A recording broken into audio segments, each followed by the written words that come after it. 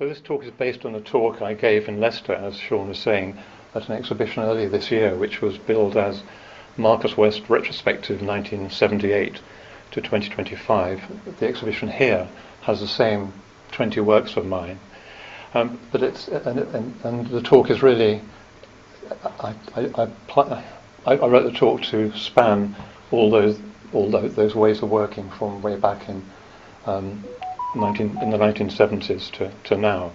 So it's not just it's not just a talk about the 20 works. It's about the history. Okay, so there'll be questions at the end at some point, and there'll be a one-word answer quiz. The lucky winner of which will get this cardboard box plus its contents. So it all started for me in 1973 when I went to Cardiff to do a course in studio technique and so on at University College Cardiff. The studio was in the physics department because the music department didn't want it, but the physics department professor, Charles Taylor, was an acoustician and musician, and he was very happy to have it. And of course that gave me access to all the recording and the synthesizers and so on, which of course at that time were all analog. This is me sitting in front of the Cynthia 100 that Sean has mentioned. So these are some experiments with an oscilloscope. So the oscilloscope left to itself, if it's on, there'll just be a little dot in the middle of the screen. If you apply a horizontal oscillation, it'll produce a horizontal line. If you apply a vertical oscillation, it'll produce a vertical line. If you apply the two together, you get some kind of combination. And this is like a variation on that. So what I did was I contrived the XY coordinates to pick a point and dwell there briefly, and then go to another point, and then back to another point, and so on. And it kind of sculpts in light these kind of framework figures. So it was the first kind of computer art, if you call it that I used. I was using a PDP-8 computer with two digital to analog converters. That's to say, things that convert the numbers within the computer to voltage, which I could then apply to the oscilloscope. And something's happened. I wonder if this has to be refreshed or something. Oh dear. Do you know how this thing switches on? Don't. It says low battery. Oh God, I wonder if they're both. Okay. Little look. Okay. So obviously, as well as the access to the studio, there was access to the college computing facilities. This is one such facility of Tektronix, which some of you may recognise, which it was a workstation attached to the main computer. It could display text and also lines and graphics and so on, and print the graphics to an attached printer. So I sensed some aesthetic potential in this for some reason. I was quite good at geometry at school. I learnt the computer language Fortran, formula translation. It's a contraction of, which is good for number crunching, but not really image handling. But this could draw, as I say, points and lines and so on the screen.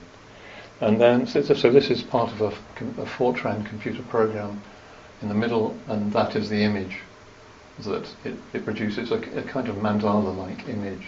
A lot of computer art at the time is rather like this, line drawing, because that's the only kind of peripheral that was available for producing, recording visual things.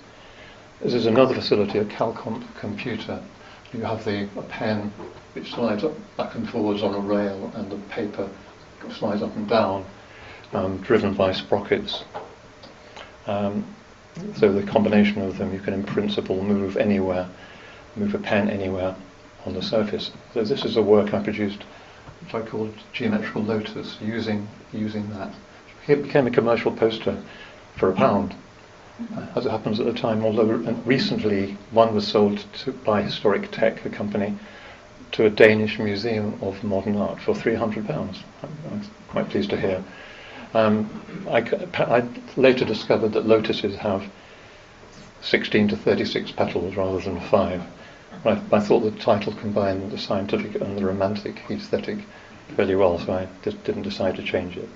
Okay, so this is the centre of the detail from that last image, and you can see it's quite, the lines, although they're nominally straight, because you have quite a lot of play in the machinery and the mechanics, you get the kind of judderiness. It's basically two spirals going in opposite directions with a shorter line and then a longer line. Then they interact to give you these moire effects. This is another one. I think this is in the exhibition. This is another one. Similar techniques. It's all straight lines, but because of the way they impart a kind of bursting perspective effect, which I was very pleased with. But if you actually look closely, you'd find they're all straight lines. This is a tessellation pattern, which looks quite complicated, but it's really constructed from quite a small repertoire of tiles. This is the kind of tile. So, for example, here you've got single square tile. It has two lines on each edge, and all of them have two lines that reach the edge. So, however you put them together, you get a flow of the lines from every tile to any other tile. And here I just randomly generated that sector, like that triangle, folded it over, folded it over, folded it over again. And so you get that guarantees you a symmetry. So in the middle you can see that symmetry, and you can see at the edge they're the same, and so on. And if I go back to the previous one, again you can see in the centre you have that symmetry, and around the edge and so on. So that was one of the things I played around with. Over the years I've exhibited in various places. This was for a flyer in 1980 in the Central Hall in Cardiff University. In the late 70s and early 80s, I would visit the Computer Art Society meetings. I think they were Friday night they were held in John Lansdowne's architectural practice. He had a company called Systems Simulations, which did various things with computers. His collection was donated to the V&A, and that included 3 works of mine that I'd given him. So that allows me to occasionally drop the fact that there are 3 works of mine in the V&A, which I'm very proud of. I guess this is one of them. This is the catalogue entry.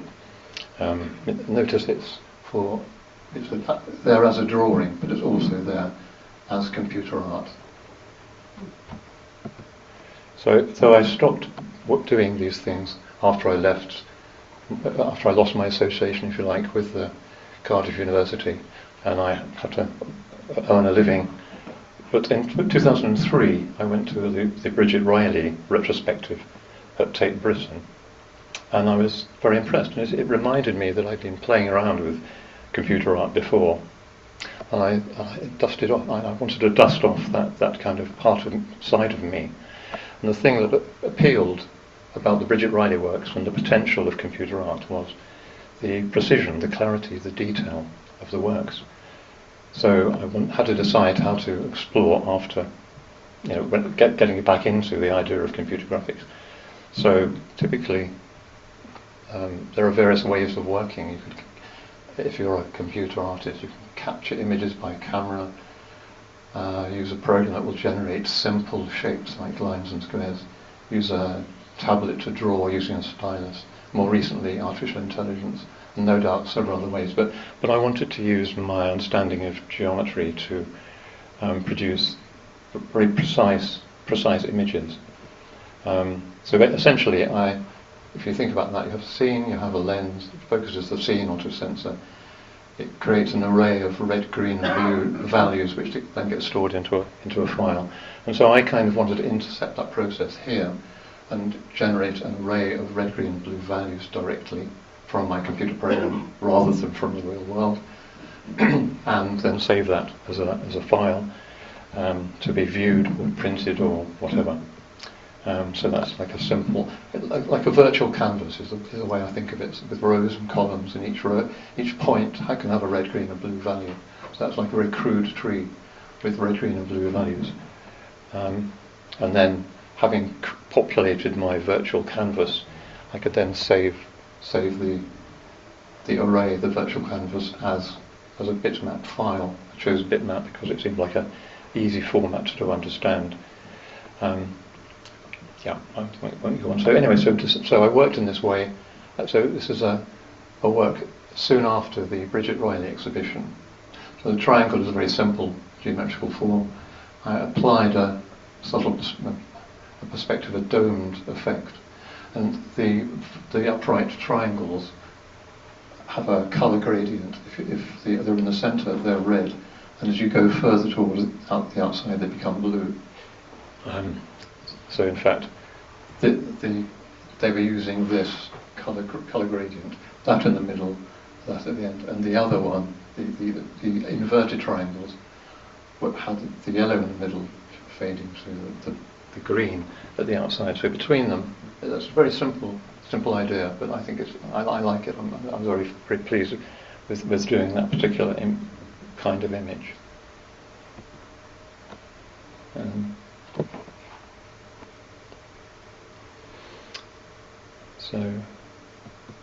So having decided to do this virtual canvas idea and be in control of every single point on the canvas, I set to work using this virtual canvas idea to realize works, but I didn't write a completely new program for each piece.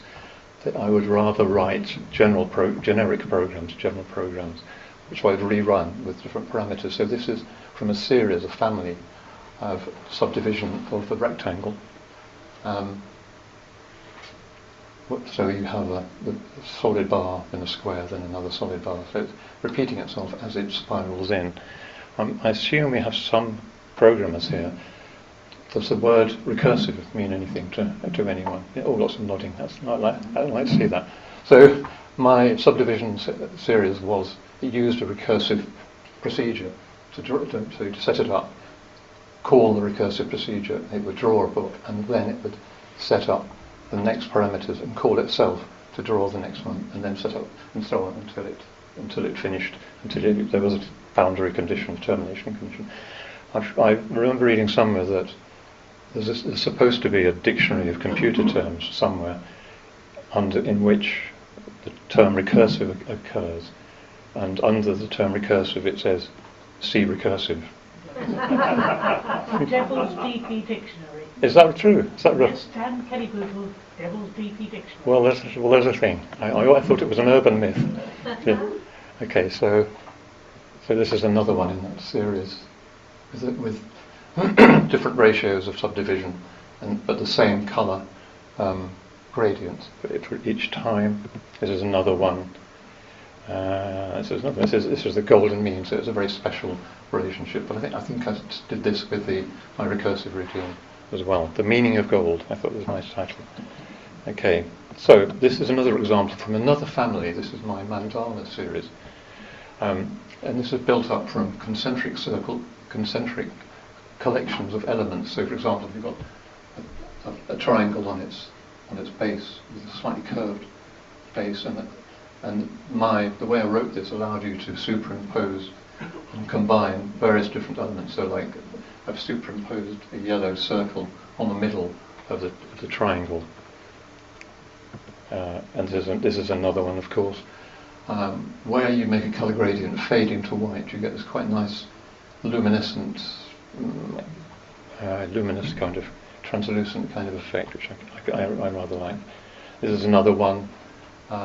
Again, it's not that obvious. If I do this, if I trim the outside, you can see then you have alternate black and white circles on alternate white and black segments. But I allowed it to overflow. Oh dear, sorry.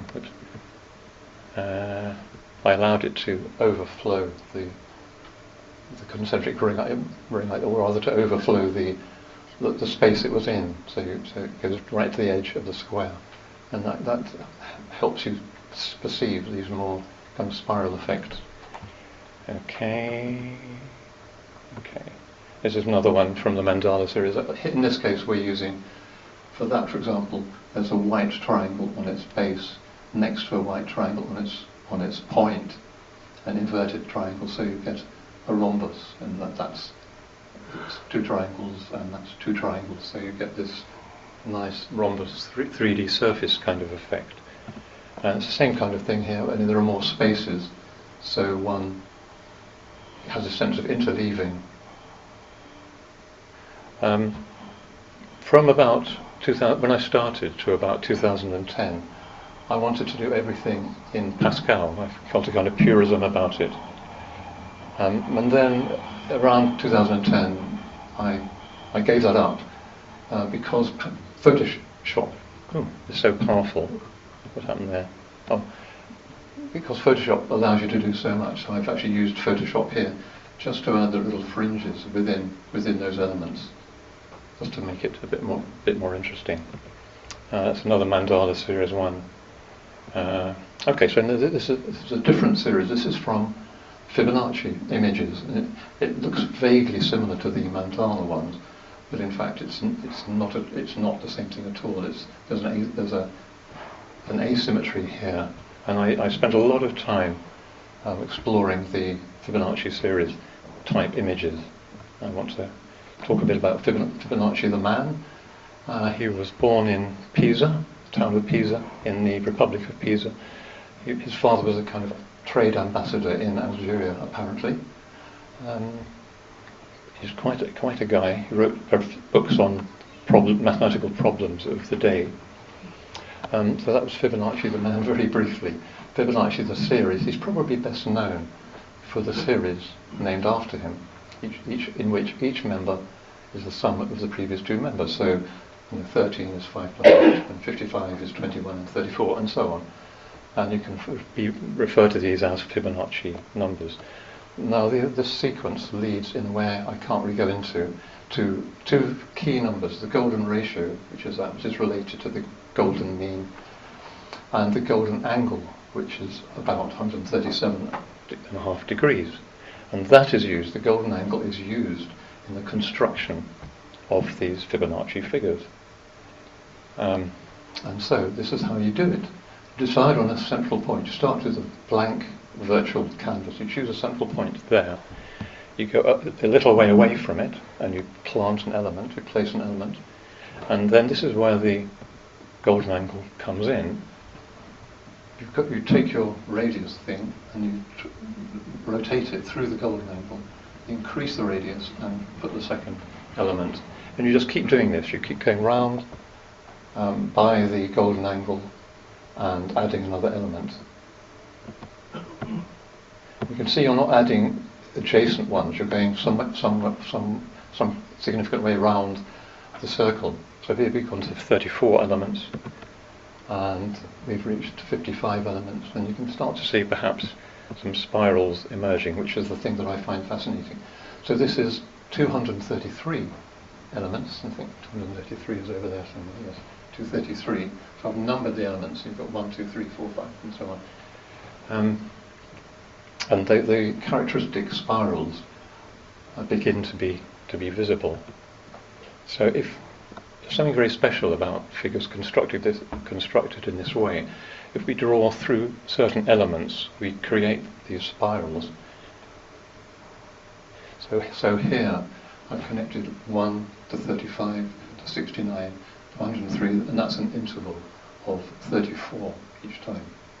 And 2 is connected to 36 to 70, an interval of 34. So all of these are connected by an interval of 34 to another element in this Fibonacci image. And when you do that, you get these spirals, these fascinating, I think, spirals. So that last image showed a whole bunch of anti-clockwise spirals. You can do, if you choose different intervals that you're between the elements that you're connecting together, then you get spirals that spiral at different rates. And there are two kind of obvious spirals here, which are the kind of that one and that one. They're the most clearly, they immediately present themselves.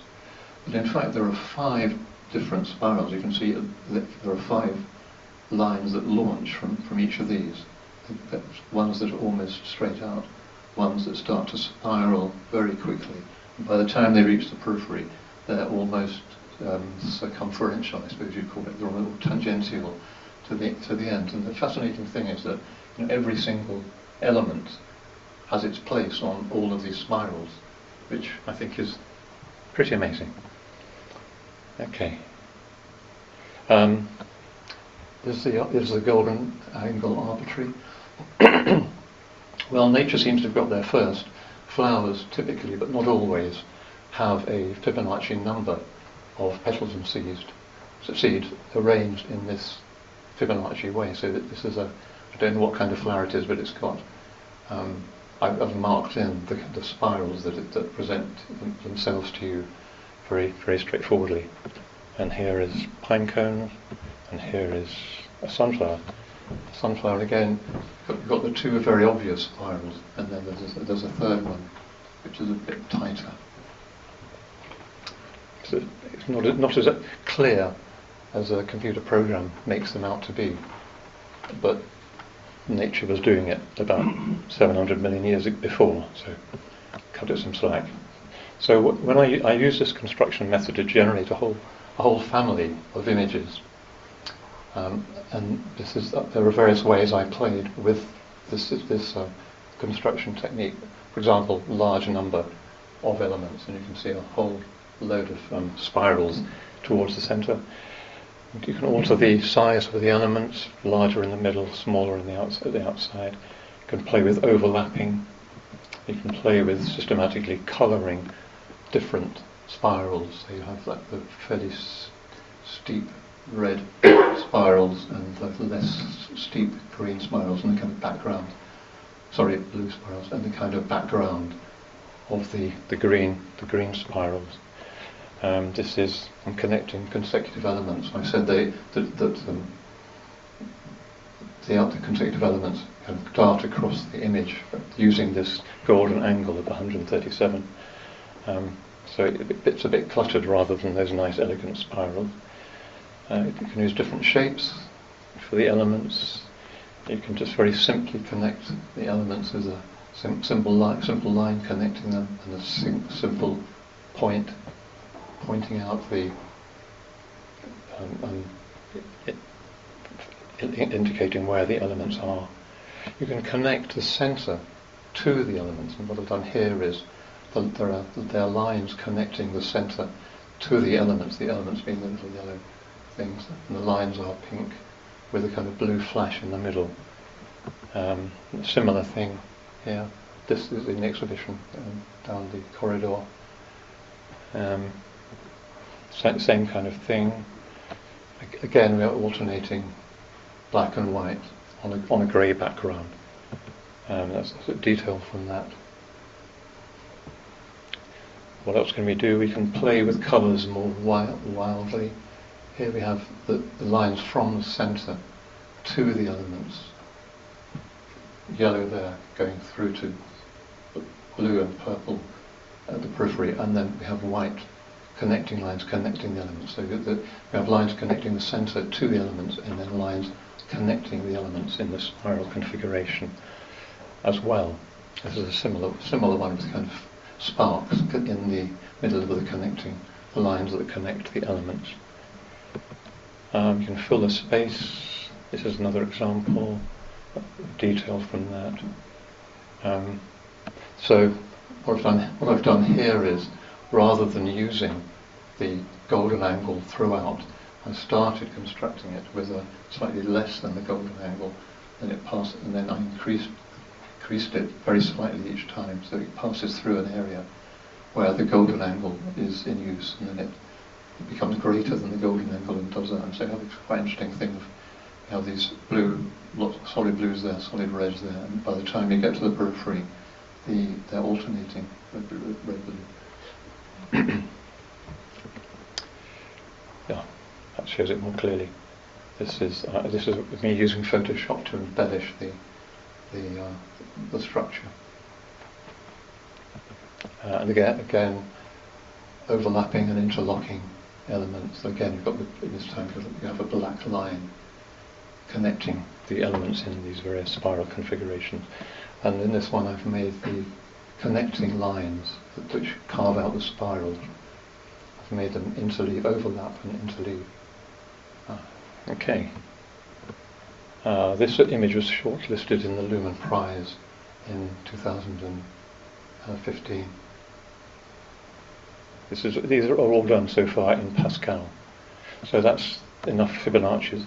This is a new family made of 3 rhombus shapes in three orientations, which gives that pleasing 3D effect. And again, we've got a colour gradient from the centre to the periphery. Yellow following the vertical rhombuses down to this kind of plummy colour there, or red here going to green in the periphery, or blue actually staying blue for the entirety of its existence. Another rhombus family. I realised when compiling my list of my works for a previous talk a couple of years ago, that a lot of my work is kind of glimpsing light through some kind of, in the background, through some kind of foreground. And I realised this might be related to experiences I had when I was doing a particular form of meditation, where there would be a sense of light beyond a barrier, beyond a curtain. And I think I've been replicating that without realising it, even going back as far as the Golden Realm Beyond one, which I did immediately after the Bridget Ryan exhibition. So that's a few more of those. These are all rhombus related, as you can see, just playing around with overlapping and underlapping. Okay, so this is, I was here playing with shapes and illumination. So I calculated the kind of dome shapes. Photoshop turned the calculations into a 3D, and then I could illuminate them using Photoshop. And I think there's a nice ambiguity between, is that 3D thing, or is it just an interesting perceptual image containing a perceptual shift. Okay, some more of those lights and darks and so on. Okay, and another one centrally illuminated. Yeah. Okay, so that was the domes. This is experiments with more kind of heraldic, I think, designs, just playing around in colour. I think of this as my cufflink period. And then these are fringes. And I think these are pretty much entirely done using Photoshop. So I've come a long way from my purism of only wanting to use Pascal to actually using Photoshop to do the whole thing. So there's another fringe one, another borders and fringes, another one. You can see Photoshop does shadows very nicely, so I like playing with these different levels, different layers. Okay, and then one final one. These are some influenced by Bridget Riley, I think, or possibly Doctor Who. And there's another one, and another one. This is a bit like some of those earlier CalComp drawings, but now I'm able to give a colour gradient across the thickness of the line.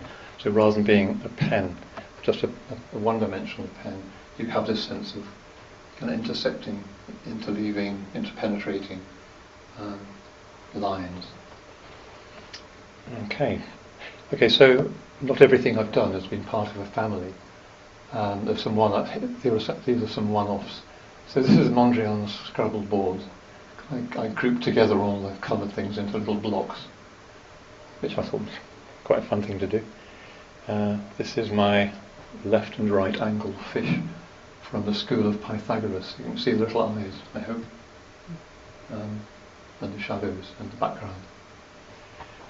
More of a whimsical one. How are we doing for time? Okay.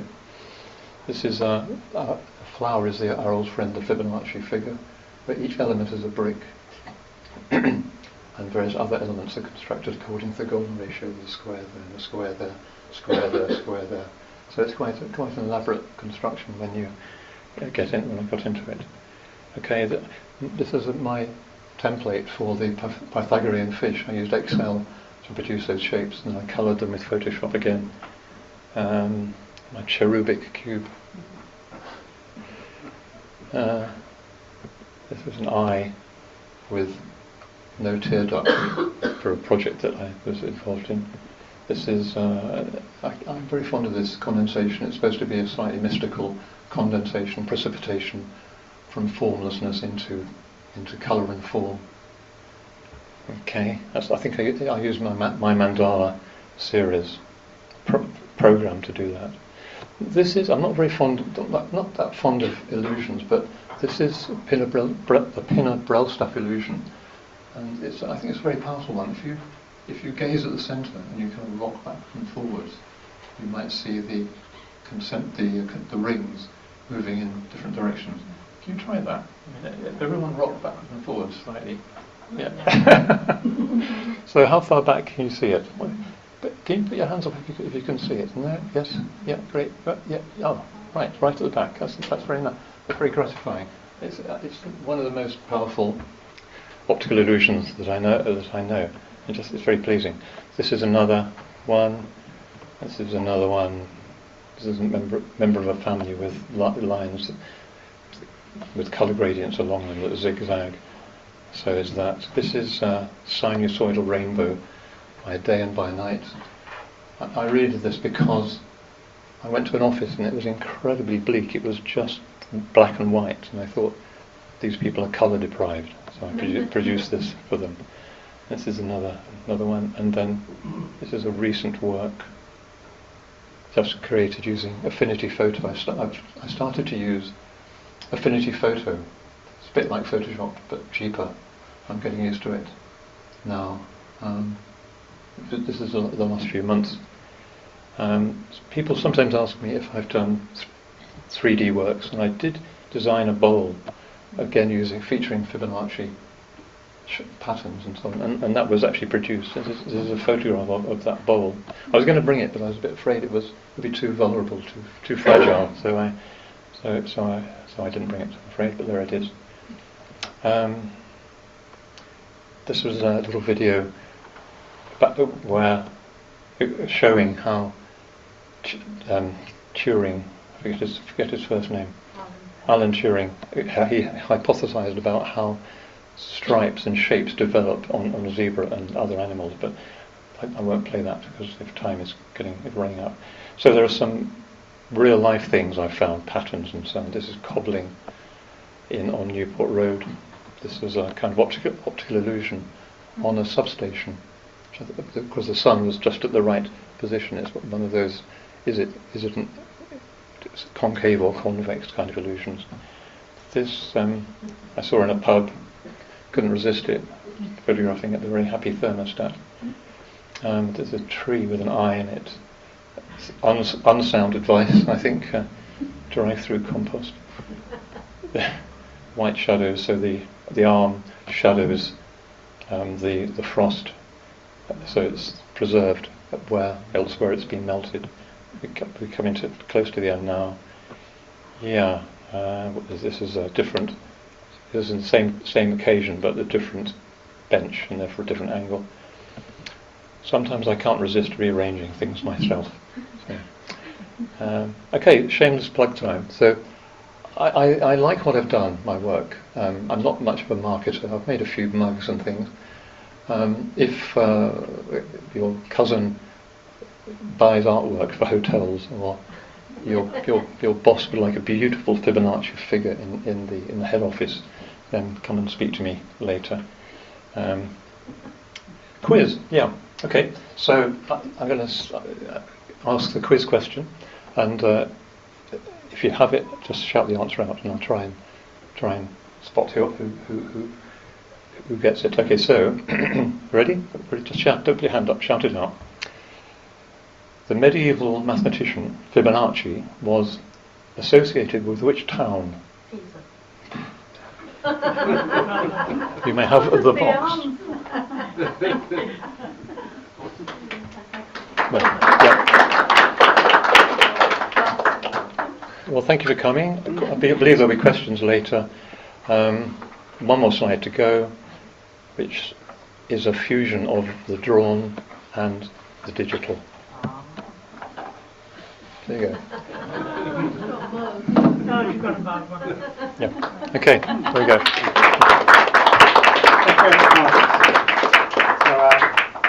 I think one thing I said in the introduction was what interested me about Marcus's work in particular was that the variety of different ways of working, yet throughout all these different ways